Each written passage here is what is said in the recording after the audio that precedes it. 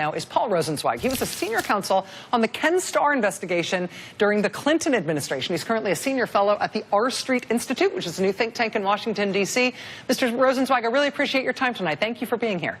Thank you very much for having me. So I am not an expert in these matters. I'm just an agog lay observer of these sorts of things.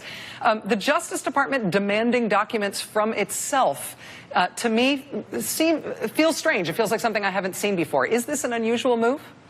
Well, it's both unusual and not. I mean, the not portion of it is that, of course, Mueller is going to want to get all of the documentary evidence relating to anything that he's investigating.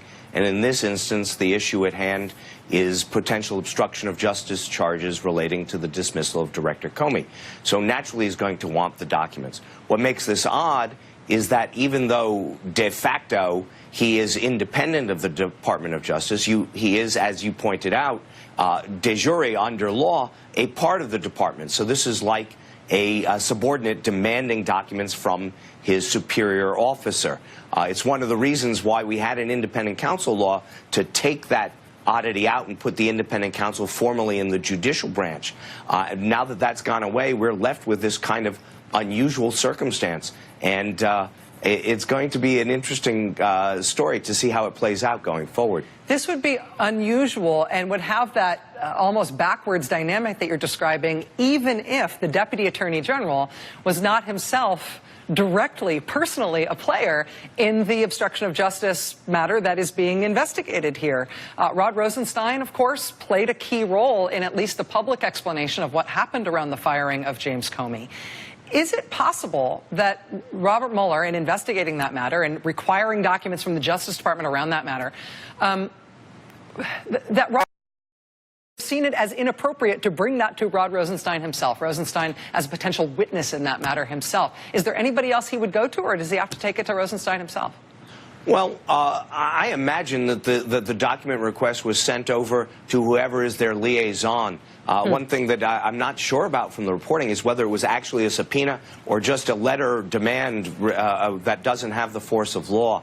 But to the extent that the Deputy Attorney General is a witness in this case, and you're right to say that this aspect of the case does suggest that he might be, then the natural order of things, oversight would fall to the Associate Attorney General, a woman named Rachel Brandt, who would then be responsible for managing the department's response to Mr. Mueller's requests, at least in a formal way. Do we have, as the public, do we have any right to information about these processes? I noted that NBC News hasn't confirmed this report. This is an ABC News report that we're basing this discussion on. And I know a little bit about what parts of the government are subject, for example, to FOIA requests. And we've seen in the Manafort and Gates indictments, we've seen essentially a gag order from the court in terms of barring people involved in those proceedings from talking to the press or anybody outside the court about those things. When it comes to matters of recusal, document requests, things like this being handled within the Justice Department, do we have any right to know? In general, the answer is no. In general, criminal investigations are exempt from FOIA requests. Grand jury investigations, in particular, are subject to a very stringent rule of grand jury secrecy, Rule 60 of the Federal Rules of Criminal Procedure, the violation of which is actually a crime.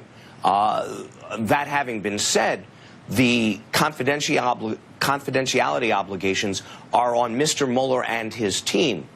There is nothing that says that the recipient of a document request, like the Department of Justice, could not voluntarily disclose it if it wanted to. I don't imagine that the department wants to very much. No, but that gives me a whole good idea for how to spend my afternoon tomorrow, trying to figure this out. Paul Rosenzweig, former senior counsel on the Ken Starr investigation, currently a senior fellow at the R Street Institute. Mr. Rosenzweig, first time you've ever been here on the show tonight. I really appreciate your time. I hope you'll come back. Thanks for having me. Thank you. Appreciate it. All right. When you work for a president who counts himself among the very, very, very, capital V, very rich, and you yourself are more in the category of just going along okay,